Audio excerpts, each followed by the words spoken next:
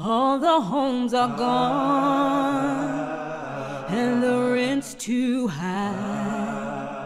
Prop 33 presents itself as an affordable housing bill, support for renters like single mom Yesenia Mesa, who pays $2,000 for a 2-bedroom in Pomona, where she raises her sons and cares for her senior parents who live nearby.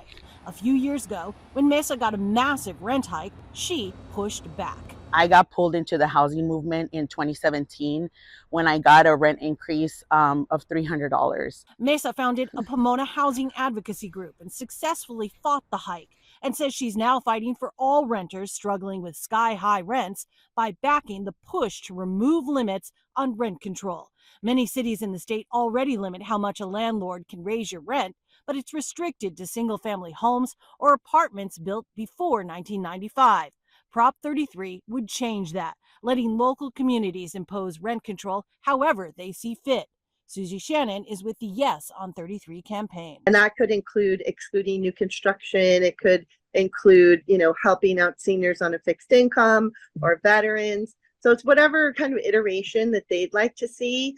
But it's very reasonable, and it doesn't affect zoning or new construction. But critics say it would hurt, not help, California's housing crisis. Prop 33 would take the market out of the equation and put the government in charge of putting in place price caps and making it so that developers and those who are building housing have no incentive to build that housing. Voters have already rejected similar measures in 2018 and 2020, raising questions about why this is on the ballot for the third time.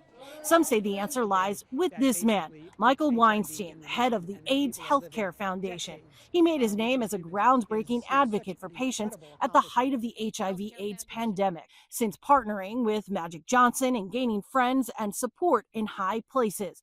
But over the years, he's also turned the foundation into a major and controversial landlord on Skid Row. Specifically to try and help the city with the homelessness crisis that it faces. However, the LA Times has referred to him as a slumlord, given that many of the people living in his facilities face unsafe conditions. And now he's spent tens of millions pushing this rent control measure 3 times. Supporters say housing and healthcare go hand in hand, but others say Prop 33 is really about a powerful man seeking more power and looking to impose his will using his foundation's money and funding from its government contracts to do it. Critics have said that Michael Weinstein is inappropriately using the money that is being given to the AIDS Healthcare Foundation. Critics say, what does rent control have to do with AIDS healthcare? We asked Weinstein about criticism. He's beyond his scope, and he sent us this statement.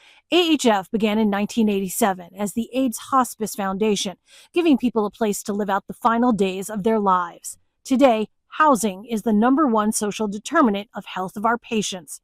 In addition, we feel the same outrage about homelessness now that we felt about AIDS patients dying in the hallways of the county hospital in 1987. Whether you see it as he's outside his lane or he's simply expanded his mission, Mesa would say, I am a single parent and we need this. We need this for survival. We're on survival mode. Voters will decide again when they vote on Prop 33 in November.